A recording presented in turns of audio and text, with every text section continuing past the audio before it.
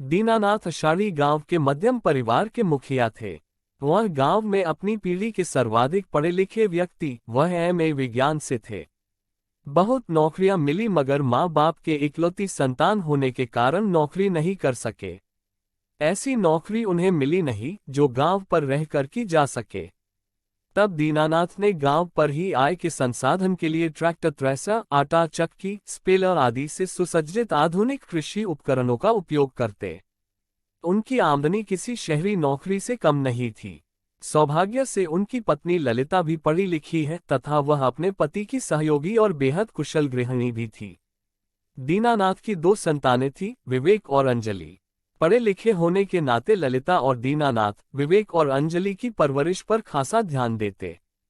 फलस्वरूप आगे चलकर दोनों भाई बहनों में भाई जैविक प्रयोग एवं उसके मानव पर पड़ने वाले विभिन्न प्रभावों पर अध्ययन किया, विदेश से फेलोशिप किया और भारतीय फोरेंसिक प्रयोगशाला में नियुक्ति पाकर एक शानदार करियर की शुरुआत किया। तथा बहन अंजलि ने आईआईटी से चेन्नई से इलेक्ट्रॉनिक में इंजीनियरिंग एवं मास्टर डिग्री प्राप्त कर वह आईआईटी में ही अध्यापन कार्य करने लगी। दीनानाथ और ललिता की किस्मत में 4 चांद लग गए। बेटा बेटी दोनों ने उनकी इच्छाओं का सम्मान किया और देश के सर्वाधिक प्रतिष्ठित प्रतिष्ठानों के प्रतिष्ठित पदों पर पदासीन हुए। अंजलि अपने बड़े भाई को बचपन से ही प्रति रक्षाबंधन पर बड़े गर्व से राखी बांधती और रक्षाबंधन पर उसे मनचाहा तोहफा मिलती। लेकिन एक वचन वह विवेक से लेने में कभी नहीं चूकती। वह हर बार यही कहती कि भैया, जीवन में जो भी मुझे देख दे, आपकी जिम्मेदारी होगी कि आप उसे उसकी किए की सजा अवश्य देंगे। वैसे ईश्वर ना करे कभी ऐसा अवसर आए, मगर किसी कारण से खुदा न खास्ता यदि ऐसा हो गया तो आप उसे नहीं छोड़ोगे, जिसके कारण मुझे दुख या पीड़ा होगी। विवेक तरह तरह से बहन अंजलि को आश्वस्त करता। दीनानाथ और ललिता भाई बहन के आपसी प्यार और सफलता से बेहद खुश और स्वयं को भाग्यशाली समझते। अंजलि आईआईटी में पढ़ाने के साथ साथ भारतीय प्रशासनिक सेवा की तैयारी कर रही थी। उसी दौरान उसकी मुलाकात फेलिक्स से हुई। फेलिक्स भी आईआईटी गोल्ड मेडलिस्ट था। अंजलि और फेलिक्स अपनी तैयारियों में एक दूसरे की जानकारी एवं अनुभव को मिल बैठकर करते। मोबाइल, फेसबुक और विभिन्न माध्यमों से भी चैटिंग कर एक दूसरे की तैयारियों में मदद करते। इस दौरान दोनों भावनात्मक तौर पर कब एक दूसरे के करीब आ गए पता नहीं चला। दोनों में प्यार पनपने लगा। फेलिक्स कैथोलिक क्रिश्चियन था। अंजलि एवं फेलिक्स एक साथ आईएएस की परीक्षा में सफलता अर्जित किया और साथ साथ प्रशिक्षण प्राप्त किया। दोनों की नियुक्ति भी एक ही जनपद में विभिन्न पदों पर हो गई। दोनों में प्यार का आलम यह था कि शायद ही कभी वे एक दूसरे के बगैर देखे जाते हों। जिला प्रशासन में दोनों के प्यार की चर्चा होती रहती। फेलिक्स ने अपने पिता एलिन और मां आयशा से अपने प्यार अंजलि के विषय में स्पष्ट बताया, मगर अंजलि आधुनिक शिक्षा समाज में पलने बढ़ने के बाद भी अपने प्यार के विषय में पिता दीनानाथ और मां ललिता को नहीं बता सकी। उसने भाई को भी प्रत्यक्ष नहीं बल्कि व्हाट्सएप से, और विवेक ने मां ललिता एवं पिता दीनानाथ से अंजलि के प्यार और विवाह के विषय में बात किया। दीनानाथ गांव में रहने के बावजूद बदलते सामाजिक परिवेश से परिचित थे। उन्होंने सिर्फ इतना ही कहा कि अंजलि की खुशी उसके प्यार में है, तो हमें क्या आपत्ति हो सकती है। मां ललिता ने अंतर्धार्मिक विवाह का विरोध किया, लेकिन पति और पुत्र के समझाने के बाद उसको भी लगा कि बच्चों की खुशी में ही उनकी खुशी है, जिससे कुछ भी हासिल नहीं होने वाला। अंजलि और फेलिक्स की शादी हुई, जिसमें दीनानाथ के 1-2 रिश्तेदारों को छोड़कर सभी ने विरोध स्वरूप वैवाहिक संस्कार का विरोध किया। गांव के लगभग सभी ने इस अंतर्धर्म विवाह के विरोध में वैवाहिक कार्यक्रम का बहिष्कार किया। सामाजिक विरोध के बावजूद दीनानाथ, ललिता की सहमति से अंजलि और फेलिक्स का विवाह सनातन धर्म और क्रिश्चियन धर्म के अनुसार किए। अंजलि और फेलिक्स हनीमून के लिए स्विट्जरलैंड गए। दीनानाथ और ललिता, साथ ही साथ विवेक बहुत खुश थे कि अंजलि को उसकी पसंद का जीवन साथी मिल गया। फेलिक्स और अंजलि हनीमून से लौट आए और लौटकर अपने पदस्थापित जनपद के प्रशासनिक सहयोगियों को उनकी पसंद की पार्टी दिया। सभी ने अंजलि और फेलिक्स को शानदार जीवन की शुभकामनाएं दी। फेलिक्स और अंजलि का जीवन बहुत शानदार, सम्मानित और चाहत की राहों पर चल रहा था। दोनों में सामंजस्य बहुत था एवं धार्मिक पृष्ठभूमि अलग होने का कोई प्रभाव उनके जीवन में नहीं था। दोनों बहुत खुश थे। विवाह के 2 वर्ष बीत चुके थे। एक दिन अंजलि अपने विभागीय कार्य से दौरे पर निकली। दिन भर दौरे का निर्धारित कार्य निपटाने के बाद कार ड्राइवर दिवाकर अंजलि से बातें करता व दिन भर के कार्यों गतिविधियों में अपनी जानकारी के अनुसार मैडम को आगाह करता वापस लौट रहे थे। तभी अंजलि के कार का दाहिना टायर एकाएक ब्रस्ट हो गया। कार असंतुलित होकर पहले पेड़ से टकराने के बाद लगभग 20 फुट खाई में गिर गई। ड्राइवर दिवाकर की घटनास्थल पर मृत्यु हो गई। जब घटना की सूचना प्रशासन को पता चली तब पूरा प्रशासन लाव लश्कर के साथ घटनास्थल पर पहुंचा और अंजलि की कार को खाई से निकाला। चूंकि मामला खुद के एक प्रशासनिक अधिकारी का था अतः किसी कोताही की गुंजाइश नहीं थी। तुरंत अंजलि को चिकित्सालय लाया गया जहां उसकी सांसें चल रही थी। डॉक्टरों ने उसे बचाने के लिए सभी संभव प्रयास किया। दीनानाथ, ललिता और एलिन आयशा भी वहां पहुंच चुके थे। अंजलि कोमा से बाहर लगभग 1 माह के बाद हुई तथा चिकित्सा के बाद घर आ गई। वह बहुत जल्द रिकवर कर रही थी लेकिन उसके दोनों पैर बेकार हो चुके थे। डॉक्टरों ने अंजलि के दोनों पैरों को घुटनों से नीचे काटने का फैसला किया क्योंकि बिना दोनों पैर के काटे अंजलि को बचा पाना संभव नहीं था। डॉक्टरों ने दीनानाथ, ललिता, विवेक, एलिन एवं आयशा फेलिक्स को एक साथ बैठाकर अंजलि के स्वास्थ्य की स्थिति की जानकारी दिया और दोनों पैर काटने की सलाह दिया।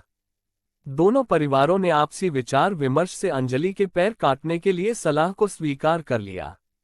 अंजलि के दोनों पैर डॉक्टरों ने काट दिया। उसे स्वस्थ होने में 2-3 माह का समय लगना था लेकिन अंजलि खतरे से बाहर थी। अतः दीनानाथ और ललिता कुछ दिनों के लिए गांव लौट आए थे।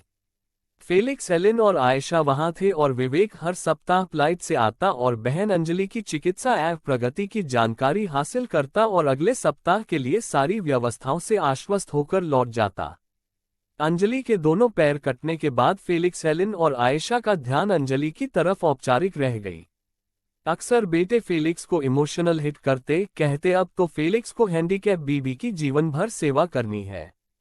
रोज रोज माँ बाप के द्वारा इमोशनल हिटिंग से फेलिक्स भी इस विषय पर गंभीरता से सोचने लगा और उसे एक दिन अंजलि की चिकित्सक टीम में ही उसके भावी जीवन के भविष्य का राह दिख गया। चिकित्सक टीम में सीनियर सर्जन डॉक्टर एनी, जो बेहद आकर्षक और खूबसूरत भी थी, अक्सर फेलिक्स से कहती कि आप कितने महान लोगों की सूची में सम्मिलित होने वाले हैं। लोग कहेंगे भारतीय प्रशासनिक सेवा का तेज तर्रार अधिकारी ने हैंडीकैप पत्नी की जीवन भर देखभाल करके आदर्श पति की फेरहस्ती में एक और नया नाम रोशन करेगा। अपनी जालिम तिरछी नजर से फेलिक्स को देखती। फेलिक्स को मालूम था कि वह ताना मार रही है, इसलिए ध्यान नहीं देता। लेकिन पिता एलिन, मां आयशा के गंभीर इशारे के बाद वह स्वयं ही डॉक्टर एनी के तरफ प्यार का हाथ बढ़ा दिया। एनी कैथोलिक क्रिश्चियन भी थी। एनी तो जैसे फेलिक्स का राह ही देख रही थी। उसने फेलिक्स से अधिक तेजी से खुद फेलिक्स के प्यार की तरफ कदम बढ़ाया। अब एनी बेखौफ फेलिक्स के साथ डेट करती, घूमती फिरती। उसके मां आयशा और एलिन के साथ भी रहती। कहते हैं प्यार छुपता नहीं है। हर सप्ताह बहन की देखभाल के लिए आते विवेक को सच्चाई का पता लग गया। उसने फेलिक्स एवं उसके माँ बाप से बात किया और समझाने की बहुत कोशिश किया कि आर्टिफिशियल लिम्स बहुत विकसित है और अंजलि भी आर्टिफिशियल लेग के सहारे चल फिर सकेगी और सामान्य जीवन की तरह ही रहेगी। एलिन और आयशा ने सवाल किया कि घर पर तो हैंडीकैप ही रहेगी। अंजलि हर तरह के तर्क समस्या का सार्थक समाधान देने पर भी फेलिक्स, एलिन और आयशा नहीं माने और डाइवोर्स के लिए कोर्ट में प्रार्थना पत्र देने के लिए फेलिक्स को कह दिया। जब विवेक आश्वस्त हो गया कि एलिन की फैमिली समझने और मानने वाली नहीं है, तो पिता दीनानाथ और मां को बुलाया और सारी सच्चाई बताए और बोला कि आप लोग चाहे तो आयशा, एलिन और फेलिक्स से बात कर ले, लेकिन दीनानाथ और ललिता ने इनकार कर दिया। उधर फेलिक्स ने कोर्ट से अंजलि से तलाक का नोटिस भेजा। अंजलि को तलाक की बात माँ बाप एवं भाई ने नहीं बताए और कोर्ट से अंजलि की दुर्घटना का हवाला देकर कोर्ट से 2 महीने का समय मांगा। अंजलि को अस्पताल से 3 माह बाद छुट्टी मिली। वह बार बार फेलिक्स के विषय में पूछती, लेकिन माँ ललिता, पिता दीनानाथ और भाई विवेक खूबसूरती से कोई बहाना बना देते। अंजलि तेजी से स्वस्थ हो रही थी। एकाएक उसको ध्यान आया कि दुर्घटना एवं अस्पताल के दौरान उसने अपना मोबाइल ऑन नहीं किया। उसने अपना मोबाइल ऑन किया, लगभग 2-3 घंटे बाद अंजलि की मोबाइल रिस्टोर हुई। उसने सबसे पहले फेलिक्स का व्हाट्सएप चेक किया, जिस पर कोर्ट द्वारा फेलिक्स ने तलाक की नोटिस भेजी थी, जिसे पढ़ने के बाद वह आपे से बाहर चिल्लाते हुए पिता दीनानाथ और मां ललिता और भाई विवेक को पुकारा। तीनों एक साथ अंजलि के पास पहुंचे। जब अंजलि ने तलाक के बाबत सवाल किया तो माँ बाप और भाई ने उसे सारी सच्चाई बताई, जिसके बाद अंजलि को बेहद शर्मिंदगी हुई अपने अंतर्धर्म विवाह पर। वह अपने भाई विवेक, पिता दीनानाथ और मां ललिता से माफी मांगी। मां पिता ने कहा, बेटे अंजलि, जो भी तुमने किया उसमें तुम्हारी खुशी थी, वही हम लोगों ने भी किया जिसमें तुम्हारी खुशी थी। अब भी हम वही करेंगे जिसमें तुम्हारी खुशी और बेहतर भविष्य होगा। अंजलि ने अपने भाई विवेक से कहा, अब भाई होने का फर्ज तुम्हें निभाना है। तुमको जब भी राखी बांधी है, एक ही सौगात मांगी है कि मुझे जिससे देख पहुंचे उसको तुम नहीं लेने दोगे। तुमने भी इस बाबत सदैव वचन दिया है। आज तुम्हारी अभागी बहन जीवन की जंग को हार चुकी है। इस अभागी के देख के कारण फेलिक्स को उसके किए की सजा देना तुम्हारा कर्तव्य है। विवेक ने कहा, बहन, अब वही होगा जो तुम्हारी खुशी के लिए सही होगा। और विवेक सीधे अपने कमरे में चला गया। उसके 2 दिन बाद क्रिसमस था। उसने बहुत गंभीर योजना बना रखी थी। उसने घोड़े की नाल पर कोबरा पॉइजन को जर्मिनेट किया और उस नाल को फेलिक्स तक पहुंचाने के लिए नायाब रास्ता अपनाया। उसने उस कोबरा पॉइजन से जर्मिनेट घोड़े की नाल से एक रिंग बनवाई और कुछ ऐसी बनवाई कि उस अंगूठी को पहनने वाले की उंगलियों की त्वचा से कोबरा पॉइजन उसके शरीर में प्रवेश कर जाए। क्रिश्चियन में घोड़े की नाल की रिंग शुभ मानी जाती है। रिंग को लेकर विवेक क्रिसमस के सेरेमनी में गया, लेकिन उसकी मुलाकात एनी और फेलिक्स से नहीं हुई। लेकिन विवेक ने उन दोनों को देखा। विवेक ने उस रिंग को बड़ी चतुराई से फेलिक्स के कार के डैशबोर्ड पर रख दिया। मध्य रात्रि तक क्रिसमस सेरेमनी से फुर्सत हुआ तो फेलिक्स एनी के साथ सीधे अपनी स्टाफ कार में बैठ गया। स्टाफ कार का ड्राइवर आया और कार स्टार्ट करने के लिए सेल्फ मारा, तभी उसे सामने लोहे की रिंग दिखाई दी। उसे लगा कि शायद यह साहब की हो। उसने रिंग फेलिक्स को दे दिया। जो ही रिंग ड्राइवर ने फेलिक्स को दिया, एनी ने कहा, आज क्रिसमस को लोहे की ring. Wonderful, may be lucky. इतना सुनते ही फेलिक्स ने अपनी उंगलियों में उस लोहे की रिंग को डाला और अंदर बाहर करने लगा। रिंग की बनावट ही कुछ इस प्रकार की थी कि 1-2 बार किसी भी उंगली में अंदर बाहर करने पर त्वचा से रक्त के कणिकाओं का संपर्क हो ही जाएगी। हुआ भी यही। ज्यों ही फेलिक्स के त्वचा के द्वारा उसके रक्त कणिकाओं का संपर्क उस लोहे की रिंग का हुआ, फेलिक्स के पूरे शरीर में कोबरा का जहर फैल गया। जब तक डॉक्टर एनी कुछ भी समझ पाती, तब तक फेलिक्स दुनिया को अलविदा कह चुका था। एनी को लगा फेलिक्स की स्वाभाविक मृत्यु नहीं है। उसने उसका पोस्टमार्टम कराया तो उसमें कोबरा का जहर पाया गया, जो उस लोहे की रिंग से फेलिक्स के शरीर में पहुंचा था। चूंकि मामला एक प्रशासनिक अधिकारी का था, इसलिए प्रशासन द्वारा भी हर संभावना पर जांच दर जांच, कमेटी दर कमेटी बनाई गई, मगर कुछ भी हासिल नहीं हुआ। घूम फिर कर शक की सुई फेलिक्स के ड्राइवर के ऊपर जाती, मगर झूठ साबित हुई। कोर्ट ने भी केस बंद कर दिया। विवेक ने बहन अंजलि से कहा, बहन, मैंने तुम्हें दिया वचन पूरा किया। अंजलि समझ गई फेलिक्स, कोबरे का जहर और फेलिक्स की मौत का रहस्य। दोस्तों, मुझे मालूम है कि कहानी पसंद आने पर आप सब्सक्राइब और लाइक जरूर करेंगे।